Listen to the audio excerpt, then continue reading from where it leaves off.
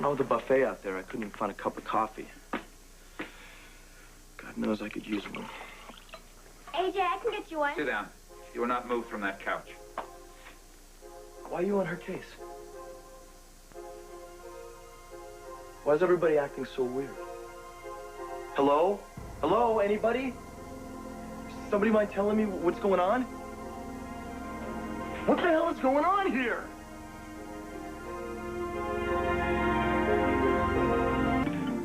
You know what happened? I got drunk. I got dirty, stinking, passed out drunk. Emily, why don't you go to your room? There's no reason for you to be subjected to this. The child stays here. She's part of this family now. There's no reason to shield her from it. What else do you want from me? What else? I admitted it. I know I swore that I'd try and control... Is that what you promised, Ned, on the night of Jason's accident? Right after he pulled you out from behind the wheel? I can't believe he told you. I didn't even think it mattered to him. It wasn't Jason. What was it then? It wasn't Ned. No, Ned's got way too much at stake for this. What difference does it make who told us? What's important is that you were driving and you let Ned take the blame. Whatever happens to your brother is completely your fault. It was an accident. You were drunk. I wanted to tell you the truth. And Ned wouldn't let me. That's because he, unlike you, cares what happens to this family. You know nothing but how to disgrace us. I didn't do anything to you. Whatever you do impacts on every one of us. And that's something that Ned understands, but you've been unable to grasp. You are nothing but a misery. Just hold it right there, Father. Whatever's happened, you have no right to speak to either of my sons that way. Oh, which one can't I speak to? The hopeless drunk or the brain-damaged delinquent? Edward! You must be very proud of yourself, Monica, because you have done such a fine job of raising your two boys. You don't need to hear this, Emily. And I say she stays right here. Maybe this will deter her from an early death. Grandfather, please listen to me. I didn't mean... Listen to you? After what you've done? Look around you, AJ. Your brother, as we knew him, is a memory. Your grandmother's so upset that I couldn't get her out of our room, and your parents are walking around like a couple of zombies. Mom, you know I'd give anything... including my life, to undo what happened that night. You know that, don't you? I'm sure you're suffering, AJ. I never meant to hurt Jason. It was an accident. No more excuses. I'm not trying to make excuses. You said it was Ned behind that wheel. You were so willing to forgive him. Why can't you do that for me? Here's the difference. Ned wasn't drunk. You had no right to be driving a car. If Jason had died that night, you'd be guilty of murder.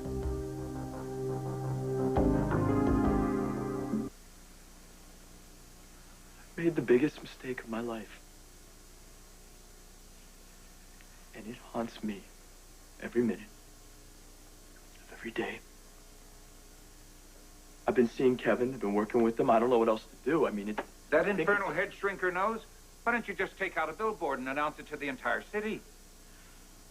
I told Ned that I'd pay for what I did. I'll turn myself into the police. I'll go to jail this time. You stop it right now. All we need is another scandal. If you go to jail, we're the ones who'll get penalized. No, the best punishment for you is to stay right here and you witness daily what you did to Jason. I want you to live with the guilt and the shame for the rest of your life. Now, under no circumstances is the truth to go outside this room. There are too many possibilities for a leak as it is.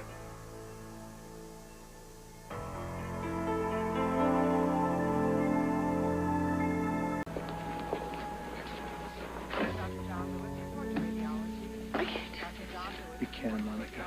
I know it's going to be a tough day, but there's nothing that we can do to make it better. I just want it to be over. Well, at least I have a meeting with the Wellness Center after lunch. That's something I was looking forward to. What about you? I've got to make rounds, and I'm going to get through it. Oh, Monica. Can't lose it. It's too much. Don't you think that I feel the same way? He's all we have left, and he's slipping away. This morning, when he asked for my forgiveness, I almost put my arms around him. But I stopped. And I thought, what if it was reversed? What if that was Jason asking for my forgiveness? Would I have turned him down? Oh, you know the answer to that, Monica. Because Jason would have never needed absolution. AJ is our son, and he does. I know he does, Monica. But my God, he's taken away something so precious from us. Those boys were so close.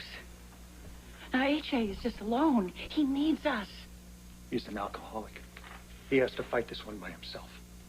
He also needs love.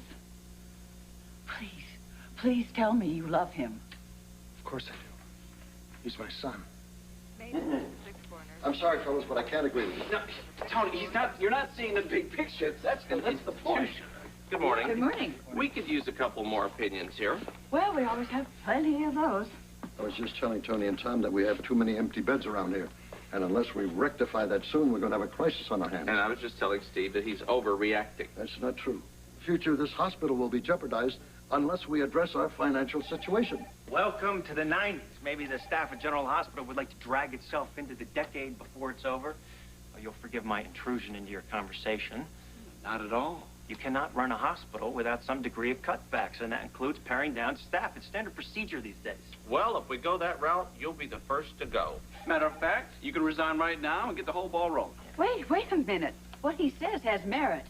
When times get difficult, you do what you have to do to survive. Okay, then. Okay. Everybody interested in lightening the financial load of this fine institution, the line forms right behind Dr. Dorman. One day you won't be so cavalier. Of course, by then we might not have a hospital, so...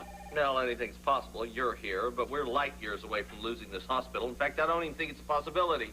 What do you think, Alan? I'm inclined to agree, but I think it's a bit premature for this kind of scenario. Thank you. Excuse me, I gotta go back to OR. I think I could go that way, too. Dan? Oh, I have a patient to check on. One of our very few. So, is this a habit of yours? What? Defending the underdog? Can't help but wonder what's in it for you. Well, somebody has to do it. You're taking a risk in front of your colleagues. I don't have to agree with them all the time. Well, I appreciate the support. I'm glad at least one doctor at this hospital understands reason. Well, that shows you how little he knows. I don't understand anything. Don't sell yourself short. You're a very strong lady. I'm trying. But right now, I think I'd like to do what Lila's doing. That's just shut the door on everything. Dr. Quartermain. Morning, Amy. Good morning, Alan. A messenger just came with a special package for Monica, and the card said it was from her secret admirer. But of course, we all know who that is, don't we? Was the card in an envelope? How'd you know who it was from? Oh, well, when it came, I was putting it in a safe place, and it wasn't attached, and I had to grab it, and the card had fallen out of the envelope, just like that. It's pretty amazing, huh? Actually... You know, I just think this is the most romantic thing that you're doing. And you know what? I was just about to page Monica and tell her that she had something special here, so why don't I just go and do that? No, don't bother. I'll deliver it myself. Sure. Hope you do it over a nice romantic candlelit dinner.